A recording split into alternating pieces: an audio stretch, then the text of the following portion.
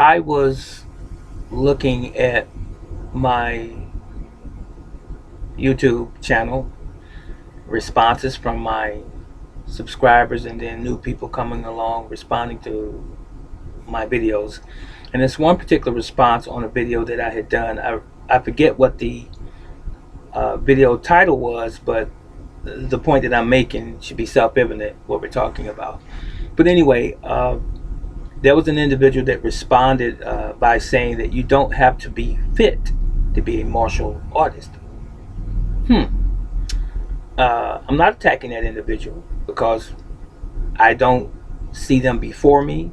I've never had a one-on-one conversation with them, and I don't know who they are. So sometimes, we just have to grit and bear when we go through this thing called public access and social media, when we receive comments and so forth, and take it with a grain of salt, because we're not listening to that individual live, and a lot of times we don't know what's really on their mind and what they're actually referring to in some instances, or what they mean. Maybe it's an interpretation or misinterpretation on their part as to what it is that you're saying. But I will say this, just to answer that thought in or question or statement. Being fit, you don't have to be a martial artist. That is incorrect. You must be fit to be a martial artist. Now, as it relates to self-defense, I would imagine that you would have or need a reasonable portion of health and wellness or fitness to be able to take care of yourself if you were on the streets and you encountered someone that was trying to assail you or attack you. Reasonably so.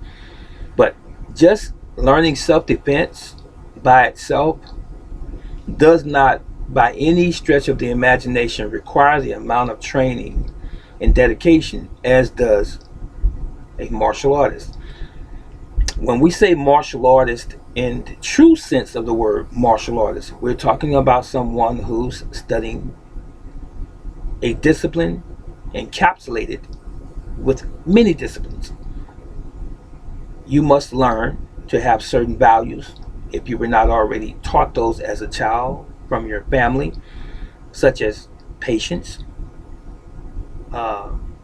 kindness to your fellow man, uh, charity, being a giving individual, self-control or temperance.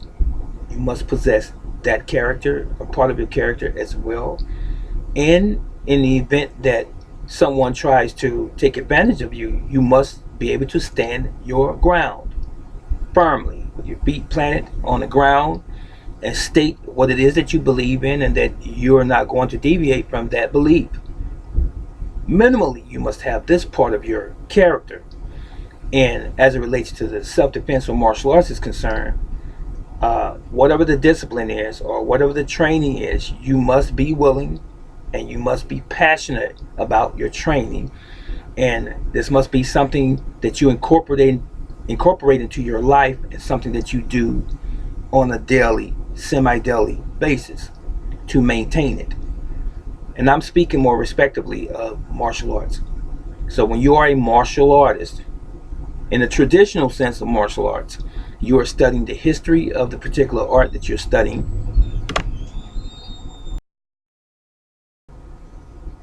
You are undergoing a certain regimen of physical activity for conditioning, endurance, stamina, strength. You're also doing agility test, accuracy test, and you are also, of course, learning the techniques for defense and even offense, depending on what the art that you're studying. For example, karate is different than aikido. Aikido fundamentally does not have many strikes in it, as opposed to its counterpart, karate. Karate is more of a hands-on blocking and striking art. Hand, elbow, foot, knee, and even the head sometimes. Where aikido is, its main or primary function is that of redirection of the opponent and throwing and pinning your opponent. So depending on what the art is, you may have lesser strikes in it. To include judo. Judo is another one where you don't have that many strikes, little to none, depending on what the judo system is, or the jiu-jitsu system even. Uh, those are based on primarily manipulation and throws and holds and chokes and locks, that type of thing. Irrespective of what it is that you're studying as it relates to martial arts, it still has some rigorous or potential rigorous type of training to condition you, the practitioner, in the event that you were to encounter someone in real life, in real time, in a real situation that's trying to harm you. In order to defend yourself, you don't want to be someone who's winded very easily, someone who has little to no muscle mass on your body. You don't want to be someone that have an attitude of lassitude. In other words, you're lazy about it. You have to be energetic, alive, vibrant, and alert and oriented when it comes to martial arts, because the person or the individual in the street that wants to hurt you or harm you, they are. And they have the desire to take away from you, that's your money, your property, or what have you, or they have the desire to do harm, physical harm to you. And if you don't have a minimal amount of strength, technique, from muscle memory, from training and so forth through repetition, they're going to overcome you as a martial artist. That is.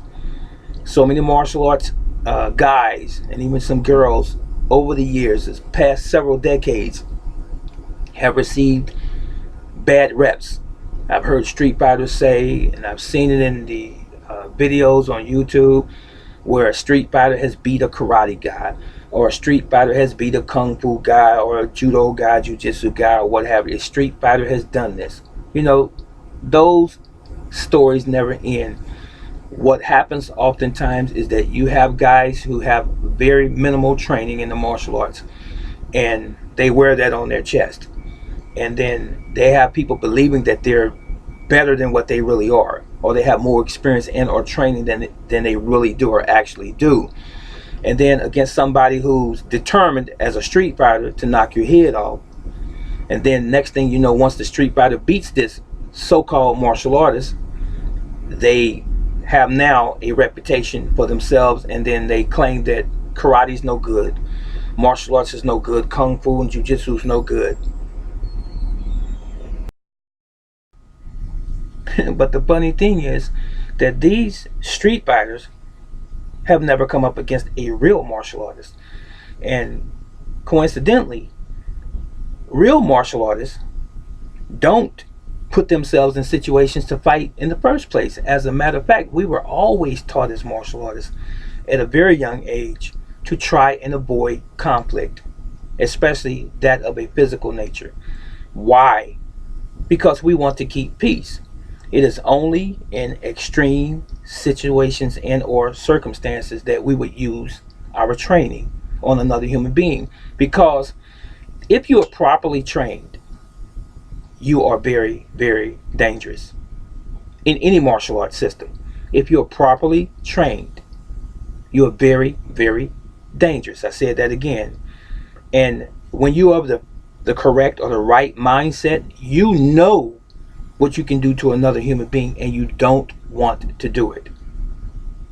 You absolutely positively don't want to hurt another individual. Again, in only those dire situations when you must protect yourself and or someone weak or your family, all bets are off.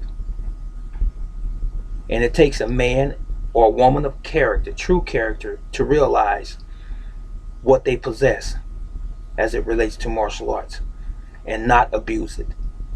So, getting back to the original statement, you don't have to be fit to be a martial artist, is incorrect information. You do have to be fit if you want to be effective. Now, as a person who's just learning self-defense, over the years I've taught people just self-defense that did not want to learn history of martial arts.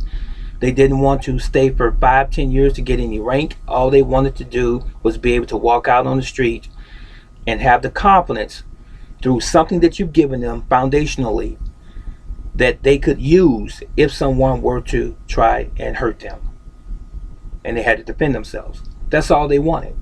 So you must prepare yourselves, instructors. You must prepare yourselves mentally for those types of students. Everyone doesn't not want to learn a martial arts that's going to involve them be a member of your organization for 20 and 30 years.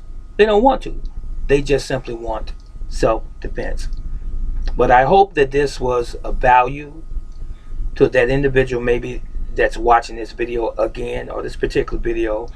And if you're not that person, anyone out there that thinks that you are not supposed to be in shape or fit to be a martial artist, that's misinformation. You are supposed to be fit. As I said before, if you're going to be effective in protecting yourself. Okay, so I'm going to pass this on.